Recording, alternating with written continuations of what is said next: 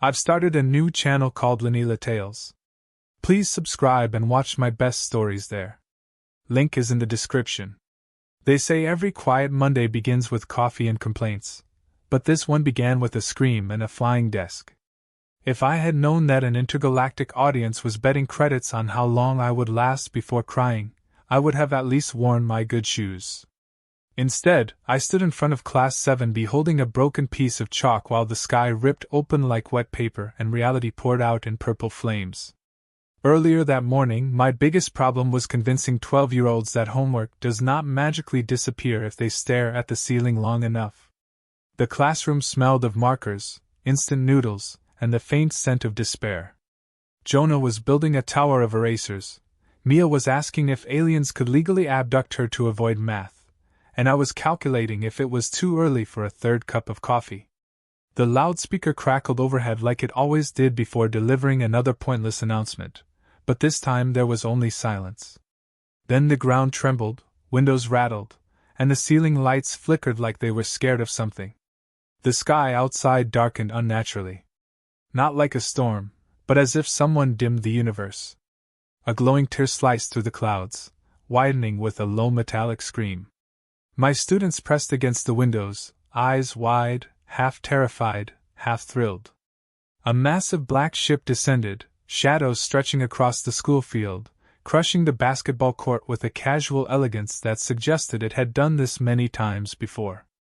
The symbol on its metallic surface pulsed like a heartbeat. A strange sensation crawled up my spine, as though the air itself was whispering run. Before I could shout for them to move away from the windows, beams of cold blue light shot into the classroom. In a blink, my students and I were no longer in our familiar chip-tile classroom but standing in the center of a colossal marble arena under twin suns. Tiered stands surrounded us, filled with cheering creatures of every shape and color, waving holographic banners. My heart pounded as I counted my students. All there. Frightened but alive. A tall alien with silver skin, forearms, and an air of insufferable arrogance floated above us on an anti-gravity platform. His voice boomed across the arena, translated automatically into English. Welcome to the Zircon Grand Coliseum. Today's entertainment, human teacher and her hatchlings. Witness their courage or their screaming defeat. The crowd roared, throwing glowing petals that evaporated in the air. I stepped forward, shielding the trembling children behind me. Excuse me, is this a joke? Because I have a parent-teacher meeting at 4. A ripple of laughter spread through the alien audience, some amused, others offended. The silver alien leaned forward, intrigued. You are brave, human instructor. Or foolish. We will test you in games of mind, body, and pain. Your suffering entertains billions. They started easy, if you can call dodging plasma spheres while balancing on floating platforms easy. Every failure earned an electric shock or a shower of foul-smelling green slime. My students screamed, cried, and clung to each other, but I forced myself to stand tall. I cracked jokes, rolled my eyes at the alien's dramatic commentary, and made sure no child was left alone. Pain burned across my arms where a shock baton had kissed my skin, but I refused to let them see me break. The second trial was a riddle game. If I answered wrong, one of my students would be dropped into a pit filled with something that hissed like steam and smelled like rotten eggs. My hands trembled, my mind raced, but I answered every question. When I got one correct particularly fast, the crowd booed in disappointment. I glared at them with all the fury of every underpaid, sleep-deprived teacher in the universe. Sorry to ruin your fun. After hours of humiliation, bruises, and blood, I collapsed to my knees, gasping for breath. The silver alien floated closer, smiling with all his pointed teeth. Your species is weak. No one comes for you. No warriors, no armies. Only this fragile teacher. The crowd laughed. My students looked at me with tearful eyes, waiting for my answer for hope. I wiped blood from my lip and straightened slowly, even though my ribs screamed in protest. You should probably run while you can. Their amusement paused. And why is that, little human? Because my husband is coming, I said. And he does not like it when people hurt me or my students. The alien chuckled. And what is your husband? A soldier? A king? No. I met his cold, curious gaze and smiled. He is death. Silence fell across the arena like a falling star. Even the wind seemed to stop. The alien's smile faded just a little. Somewhere in the galaxy, a warning beacon lit up, pulsing from a simple silver wedding ring on my finger. Far away, in a small quiet town on Earth, a man in a librarian's uniform stopped shelving books as the ring on his chain glowed red. He whispered my name, and the shadows around him stirred like hungry wolves. Back in the arena, I stood taller, pain forgotten for a moment. The alien leaned closer. You lie. Gabriel Carter was shelving science fiction books at the town library when his vision blurred and the world went silent. The small silver ring hanging on a chain beneath his shirt flared hot against his chest. Only one thing could cause that. Lena. His heart stopped for half a second before resuming with a thunderous rhythm. Around him, the lights in the library flickered. The shadows along the bookshelf edges began to stretch unnaturally, curling like ink dropped in water. The few people in the library barely noticed, continuing to scroll through their phones or whisper about overdue fines. Gabriel calmly removed his glasses, folded them, and placed them on the cart. He muttered under his breath that he had warned Lena about getting into trouble without him. But despite his dry tone, his eyes were no longer those of an ordinary man. They were colder, deeper, as if reflecting 1,000 forgotten battles. Leaving the library, he walked to their small house at the edge of town. The hydrangeas outside still drooped from the last storm. Their cat, Morty, flicked his tail with mild annoyance as Gabriel unlocked the door. Everything inside was painfully ordinary. The faint scent of Lena's favorite vanilla candles still lingered. Her mug sat in the sink with half-dried tea at the bottom.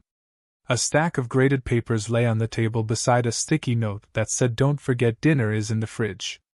Gabriel brushed his fingers against the paper for a lingering second before moving to the hallway closet. Behind the winter coats and umbrellas was a small iron-bound chest sealed with runes that only he could see. He pressed his ring to the lock. It glowed, and the chest opened with a whisper rather than a click. Inside lay the life he had walked away from. Matte black armor that moved like liquid shadow, a folded cloak darker than a moonless night, and a scythe not made of steel but threads of compressed star matter. It was not curved like old Earth depictions but elegant and deadly, shifting into a sword or spear with a thought. He reached for it, and the weapon hummed like an old friend. For years this chest had remained untouched because he promised Lena no more death, no more war. He remembered the night he told her what he truly was. She had stared at him, not with fear, but with exhaustion, then simply said, "Fine," but no sides at the dinner table. He had laughed for the first time in centuries. And because he loved her more than he feared his past, he walked away from the Reaper Corps. But someone had laid hands on her, bruised her, scared his students. The quiet librarian facade slipped away like sand in the wind. He donned the armor piece by piece. When he fastened the last clasp, the house around him groaned softly under the pressure of his awakening aura. Photographs on the wall rattled. Morty hid behind the couch, for standing on end. Gabriel took a deep breath, steadying himself. Shadows poured from beneath his feet like smoke and gathered behind him, forming spectral wings. He looked at the wedding photograph on the mantel. Lena was smiling, smudged frosting on her cheek while he stood beside her, almost smiling too. He whispered, "Hold on. I'm coming." Far beyond Earth, on a silver spire orbiting a dying star, the Intergalactic Council sensed a surge of forbidden energy. Ancient beings cloaked in cosmic light paused mid-discussion. The eldest among them, a translucent figure with galaxies for eyes, said in a weary voice, "The Reaper has awakened." Another asked, "Should we intervene?" The answer came reluctantly. "No. If he wants war, we cannot stop him. Only reason can. But reason rarely reaches those who love." Back on Earth, Gabriel stepped outside. The sky above twisted as he summoned the gate of Umbra, a rip through space that only Reapers could open. The air split with a sound like cracking ice. On the other side lay the void between realities, stars flickering like dying candles. He walked through without hesitation. Meanwhile, on the Zircon arena, Lena sat chained to a cold stone pillar, her breath shallow. She could feel her heartbeat sinking faintly with the ring on her finger. The silver-skinned alien who had mocked her earlier returned with a smug grin. Your husband still has not come. Perhaps he is imaginary like your gods. The children huddled silently, their faces smudged with dirt and terror. Mia whispered, Miss Carter, is he really coming? Lena managed a smile despite the pain dancing along her ribs. If there is one thing my husband hates, it's being late for my disasters. The alien chuckled and ordered the guards to prepare the final trial. In the crowd, whispers spread like wind through grass. Some aliens scoffed, some looked uneasy. A low hum trembled in the air, like something vast and unseen brushing against reality. Lena lifted her head. The air tasted different, sharp like ozone before a storm. In the void, Gabriel traced Lena's life signature, a bright thread in the darkness. It led him to a colossal warship orbiting a crimson planet. He emerged in one of its corridors. Alarm screamed but died instantly as the lights flickered. 2 alien guards blocked his path, raising spears crackling with energy. Gabriel simply looked at them.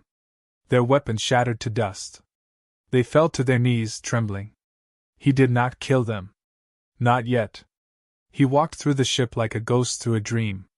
Cameras short-circuited. Doors unlocked. Soldiers fired at him only to find their bullets turning to ash midair.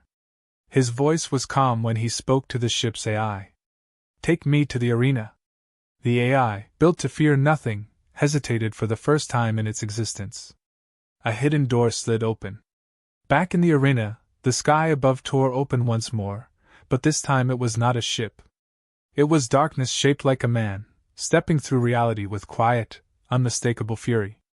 Gabriel landed silently on the marble floor, cloak trailing behind him like spilled night. His eyes met Lena's. She let out a breath she had been holding for hours. The silver alien scoffed. So this is your husband? A man with a stick. Gabriel tilted his head, almost bored. You touched my wife. His voice was soft. The ground cracked beneath his feet. That was your last mistake.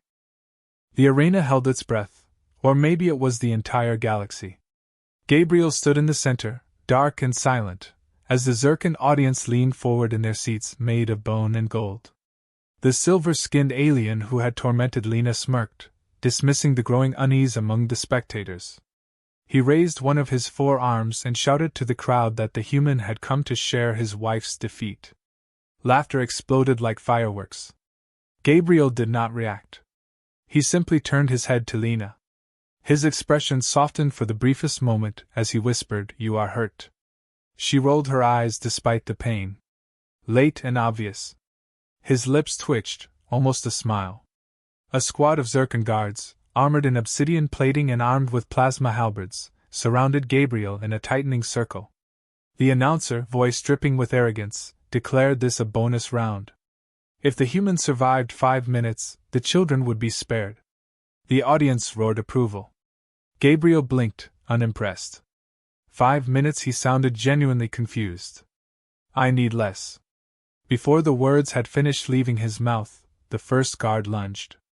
The crowd leaned forward eagerly, expecting blood. Instead, there was silence. The guard froze mid-strike, his weapon inches from Gabriel. Then, without sound or drama, he split cleanly into 2 halves, sliding apart like butter under a hot knife. The audience gasped collectively. The other guards hesitated. Gabriel had not moved. He had not lifted a finger. He simply said, Next. Panic rippled through the squad.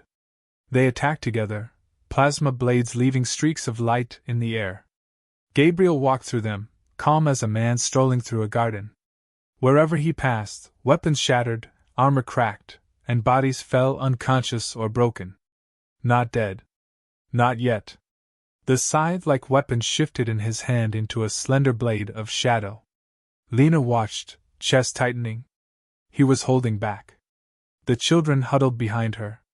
Jonah whispered, Is he Batman? Mia elbowed him. Batman doesn't disintegrate people with his eyes. Then can we call him Dan Man? Lena muttered, Not now. The last guard standing dropped his weapon and ran. Gabriel did not stop him. He instead turned his gaze to the silver announcer. "You will release my wife and her students." The announcer laughed, but it wavered. "You think we fear you because you swing a fancy stick?" Gabriel tilted his head. "No. Because I have not decided whether this planet deserves to exist." The marble cracked under his feet. The audience fell silent. Somewhere in the stands, a childlike alien dropped its glowing snack. The announcer opened his mouth to retort, but a sudden tremor shook the arena. A new voice, deep and ancient, boomed from the sky. "Enough." A colossal figure descended, carried by a throne of molten metal and stardust. His skin was obsidian laced with rivers of lava. 9 hearts pulsed visibly beneath his chest.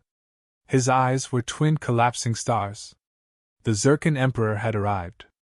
The crowd bowed as one. Even the silver announcer fell to his knees, trembling. The Emperor studied Gabriel with a cold, calculating stare. "So, the Reaper breaks his vow. All for a fragile human." Gabriel remained silent. He did not bow. Lena felt fear crawl into her bones.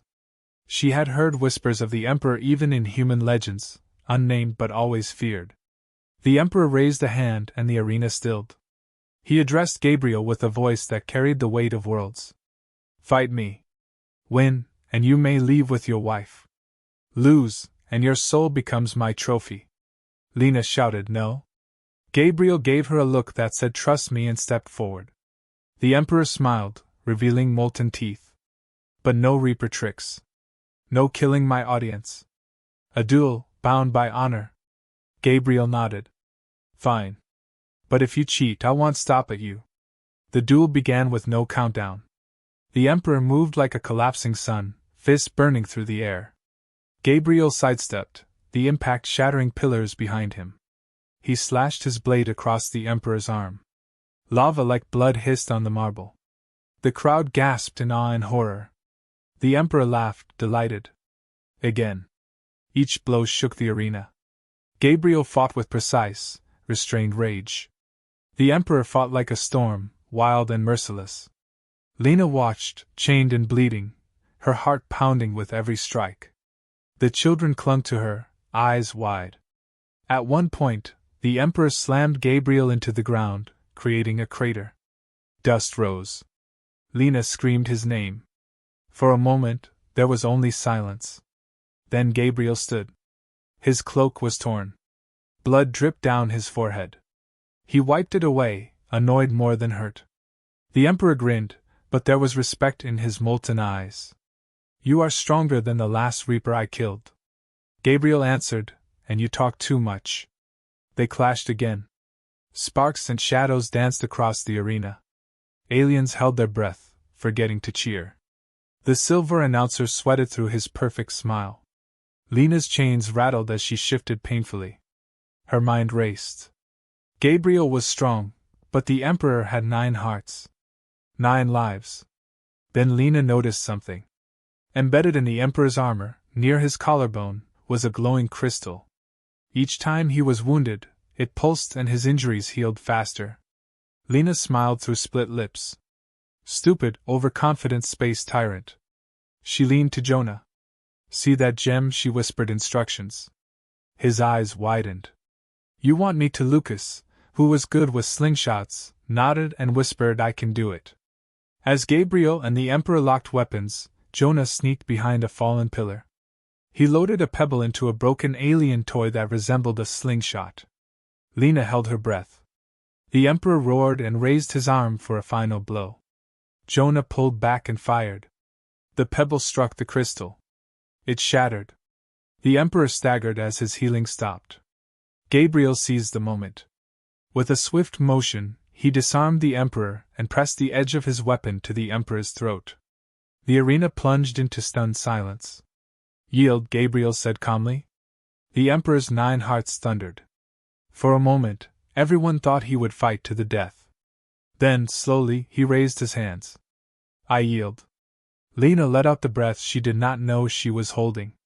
The children cried with relief. And somewhere in the galaxy, every being who watched the broadcast whispered the same thought. The Reaper had returned. Silence clung to the arena like fog on a graveyard. The Emperor, a being who once cracked moons with his bare hands, knelt in the marble dust with Gabriel's weapon pressed against his molten skin. The crowd of aliens stared in disbelief, unsure whether to breathe, clap, or run. Lena, bruised and still chained, felt a wave of relief crash through her chest so hard it hurt. The children huddled close, whispering in awe, their eyes darting between the kneeling Emperor and the man who had just humbled a god. The Emperor lowered his head with grudging restraint, his voice a low rumble. "Take your wife. Take your hatchlings. Leave my world."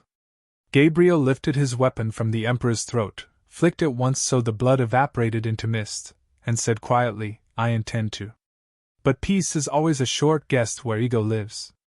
As Gabriel turned toward Lena, the silver-skinned announcer, trembling but still desperate to save face, screeched to the audience that this was all part of the entertainment. That the Emperor had simply tested the human. That the show would continue. Gabriel turned his head slightly. His eyes were not fiery or wrathful. They were simply empty, like a winter night. In a blink, the announcer's platform crumbled beneath him. Not broken, but turned to ash. The announcer fell to his knees on what was now bare stone, breathing heavily. Gabriel said with calm precision, "This is no show." The Emperor stood slowly, lava veins glowing brighter from humiliation. His entourage stepped forward, ready to defend him, but he raised a burning hand to stop them. His voice held a sharp edge of pride swallowed by reluctant respect. "The Reaper has won. All of you will remember this day, not as a spectacle, but as a reminder." Gabriel walked to Lena, his cloak trailing shadows behind him. He knelt, gently touching the manacles around her wrists. The moment his fingers brushed the metal, it dissolved like frost under sunlight. His voice dropped to a murmur only she could hear. "You look awful." She managed a smirk despite the pain. "You took your time. Dramatic entrance and all." He carefully lifted her, supporting her weight as she winced. The children swarmed around them, some crying, some smiling shakily, all alive. But before they could leave the arena, the ground trembled again. Ships descended from the upper atmosphere, not Zircon but carrying the black insignia of the Intergalactic Council. Their arrival was like a dark cloud over a fresh sunrise. From the largest ship floated down ethereal figures in flowing robes that whispered like starlight. Their faces were hidden behind masks carved with constellations. The audience, the Emperor, even the arrogant announcer, bowed their heads in fear. One of the council envoys spoke, voice quiet but echoing across every mind present. "Gabriel Carter of Earth. Former Reaper of the Seventh Order. You have violated the Pact of Stillness. You have intervened in mortal conflict." Gabriel did not bother pretending innocence. He only shifted Lena gently so she stood behind him. The envoy continued. "You must come with us. Your sentence awaits." Lena stepped forward, pain shooting through her body, but determination sharper than any blade. "No. He saved us. He saved hundreds of lives. If you punish him for that, your laws are worthless." The children moved too, standing beside her, glaring at celestial beings older than stars. Mia yelled, "You can't take our teacher's husband." Jonah added, "Yeah, or we'll throw space rocks at you." A murmur rippled through the alien spectators. Some nodded, some looked away in guilt. The Emperor himself stepped forward. His pride tasted bitter, but his voice was steady. "The Reaper has honored his word. He fought with rules. He spared billions by choosing mercy. If the Council punishes him, then let them punish me too." The arena gasped. Council members shifted, visibly displeased. The lead envoy's mask tilted slightly. "You would defy us for a human." The Emperor's lava eyes narrowed. "I would defy you for honor." For a long moment, nothing moved. The suns hung in the sky like held breath. Then the envoy spoke again. "Gabriel Carter. You will not be imprisoned. But there will be a price. He must train successors for the Reaper Corps. A new generation. Bound to the Council. Bound to restraint." Gabriel's jaw tightened. Lena grabbed his hand. He looked at her, then slowly nodded. Under one condition. Earth remains untouched. They will not know war because of me. The Envoy inclined its head. Agreed. Lena exhaled shakily. Gabriel's weapon dissolved into mist, the shadows around him dimming. The children looked at him with wide eyes. So you're not going to erase planets anymore? Jonah asked. Gabriel gave a dry shrug. Not on weekdays. Homework still exists. The council left as silently as they arrived. The Emperor ordered his guards to escort Lena and the students to their ship, not as prisoners, but as honored guests. As they walked out of the arena, aliens from different worlds stood and placed their hands to their chests, a gesture of respect. Some even clapped. When they reached the transport dock, Lena leaned into Gabriel. You okay? He nodded slightly. You? She smiled weakly.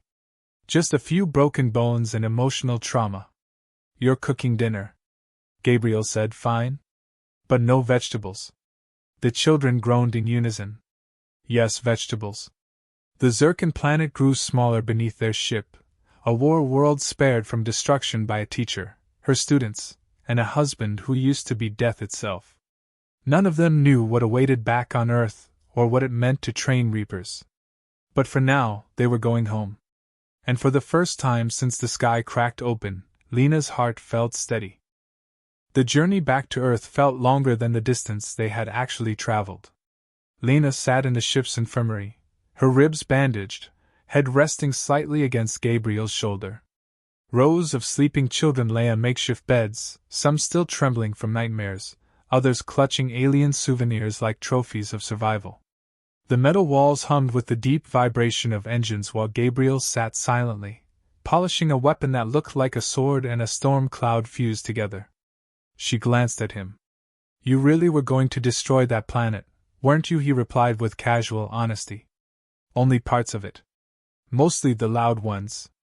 Lena snorted but winced at the pain. For a moment, they existed in quiet peace. But peace was a glass bubble. And reality, especially cosmic law, loved throwing stones. They landed on Earth under a cloudy sky, the scent of pine and rain in the air. The Intergalactic Council did not wait long. Minutes after the children were reunited with their frantic parents, and Lena limped toward her house dreaming of soft blankets, a rift in the air shimmered open above their yard. Cloaked envoys stepped out, surrounded by whispering tendrils of light. Gabriel instinctively moved in front of Lena, but the lead envoy raised a hand. No aggression. The council calls for judgment now. Gabriel nodded once. He had expected this.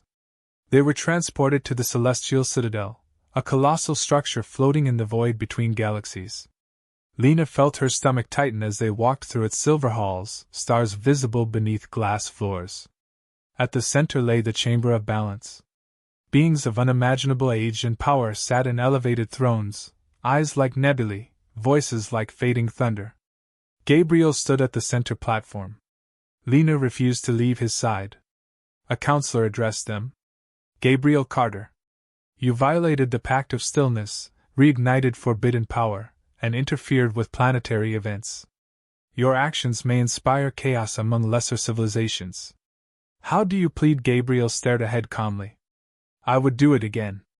Murmurs rippled through the chamber like distant storms. The council's leader leaned forward. Then you accept the consequences. Gabriel remained silent. Lena stepped forward despite the weight of 100 cosmic eyes pressing down on her. He saved innocent lives. He did not conquer. He did not kill when he could have wiped them out. If your laws punish mercy, then your laws are broken. A counselor scoffed. You are a human. You do not understand cosmic order. Lena glared. I understand injustice when I see it. Gabriel fights monsters so children don't have to. If that's a crime, then punish me too. The chamber stirred. Some counselors looked curious. Others offended. From the corner of the hall came a small voice. It was Mia. She and the other children had followed through the portal. She stepped forward, clutching a cracked alien toy. He's our teacher's husband. He saved us. You can't take him away.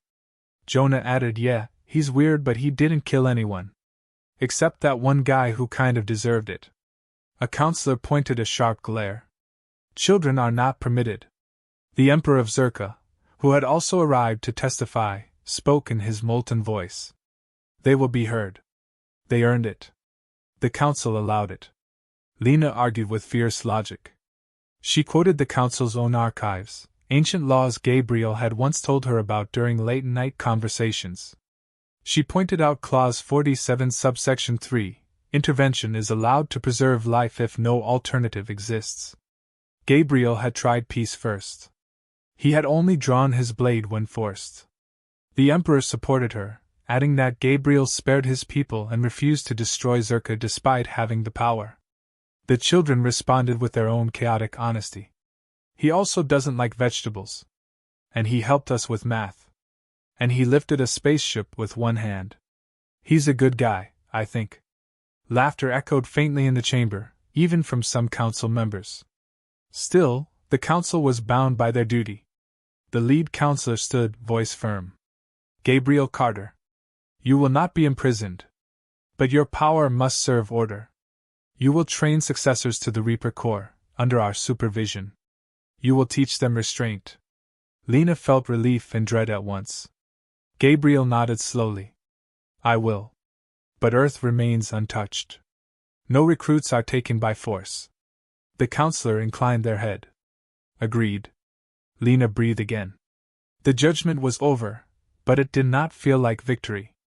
It felt like the beginning of something heavier. As they walked out of the chamber, Lena whispered, You're going to teach intergalactic Grim Reapers. Gabriel shrugged. You teach algebra to teenagers. I think mine might be easier. She rolled her eyes so hard it hurt. As they returned to Earth through a veil of starlight, Jonah tugged Gabriel's cloak. So are we safe now? Gabriel looked down at him. For now. But training starts soon.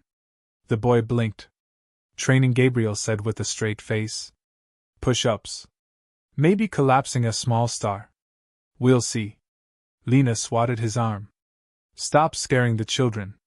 He shrugged mildly. They'll adapt.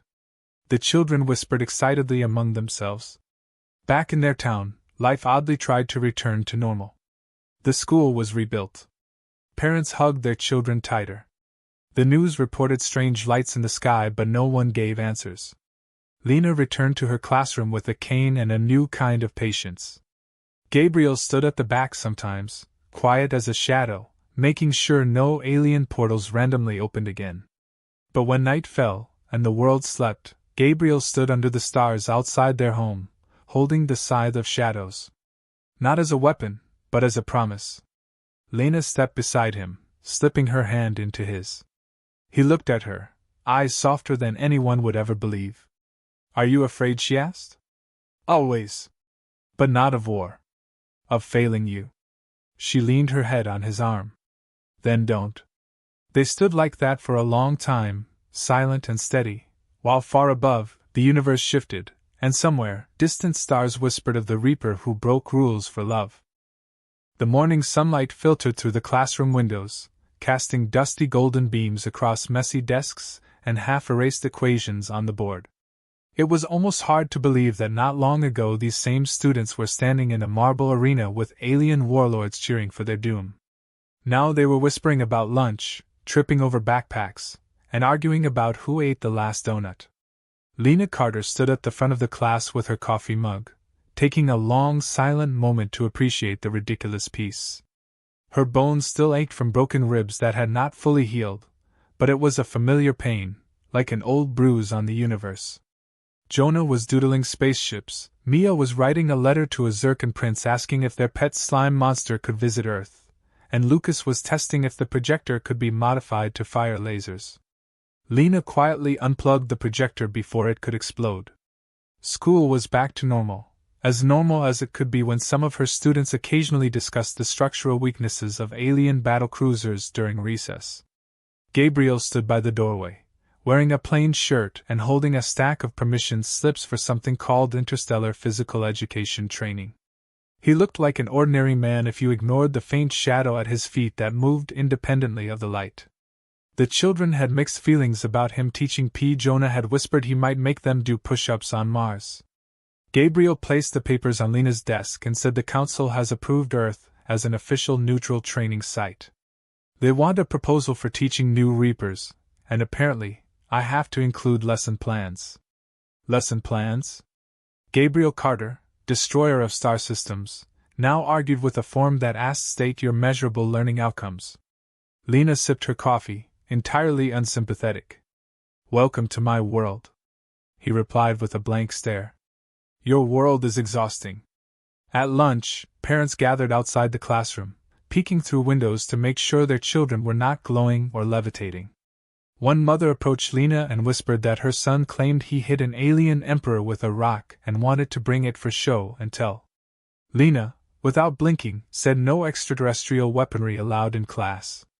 Meanwhile, Gabriel sat on the swings outside, surrounded by curious students asking if he could teach them how to summon shadows. He said only on Thursdays. That did not help calm anyone. Things became stranger when a sleek silver ship landed behind the school one crisp morning. Teachers screamed, students cheered, and the janitor fainted into a bush. The ship opened with a hiss, revealing a delegation of alien nobles, wearing robes embroidered with constellations and holding gift baskets of glowing fruit. They bowed to Lena, calling her instructor of courage and most honored human educator. Then they asked politely if they could enroll their children in her class so they could learn bravery, sarcasm, and long division. Lena stared at them for a long moment before saying, "We have a wait list." Jonah muttered, "We have a gravity problem." Despite the chaos, life settled into a new shape. Gabriel trained recruits from distant planets late in the evenings on the school field. Sometimes the sky shimmered and portals opened to reveal nebulae and dark moons. He showed them how to control their power, how to hold a blade without letting it consume them. Lena watched from the classroom window one night as he instructed a towering alien warrior with horns and trembling hands to breathe and control fear. He spoke softly, patient as stone, and the warrior steadied. Later that night, he came inside, smelling faintly of stardust and exhaustion. Lena handed him a plate of leftover pasta. He said, "Thank you?" She said, "Do not collapse a star in front of my students." He said, "No promises." Their home became a strange sanctuary. Intergalactic visitors occasionally sat awkwardly at their kitchen table, sipping tea and asking Lena about Earth customs like homework and sarcasm. Morty the cat liked sleeping on Gabriel's cloak, much to the horror of recruits who believed it was woven from the fabric of dying suns. Lena graded math tests while Gabriel sharpened his scythe of shadows at the same table. They argued about mundane things. You forgot to turn off the stove. You forgot you left a temporal rift open. The children have found it and are throwing paper planes inside. They cleaned it up together. One evening, Lena sat alone in the classroom, writing attendance records. She looked at the desk where Jonah had carved tiny stars with a pencil, at the posters crooked on the wall, at the window where alien ships had once cast their shadows. She thought about fear, about love, about being small in a universe that was impossibly large, and choosing to stand anyway. Gabriel walked in quietly, 2 cups of tea in hand. He placed one on her desk and said, "Your students are trying to teach a Zircon child how to play dodgeball. Using plasma grenades." She sighed deeply. He added, "I handled it. The grenades are now potatoes." She smiled. "Thank you?" He sat beside her, silent for a moment. "Do you regret any of it?" She looked out the window at the fading sun. "Not a second." She felt his fingers lace with hers. "Never." The night air was chilly when they walked home together. Stars shimmered above them, strange and familiar all at once. Somewhere far away, the universe still feared the name Reaper, but here, he was just Gabriel. A husband carrying grocery bags. A man who fixed light bulbs and remembered how Lena liked her tea. And Lena was a teacher who once faced an empire with nothing but sarcasm and a piece of chalk. They stopped at their gate. The porch light flickered again. Gabriel sighed, "I'll fix it in the morning." She smirked, assuming it does not explode first. They walked inside, closed the door, and for a moment, the universe held still. Because sometimes victory is not in battles won or worlds saved, but simply in coming home.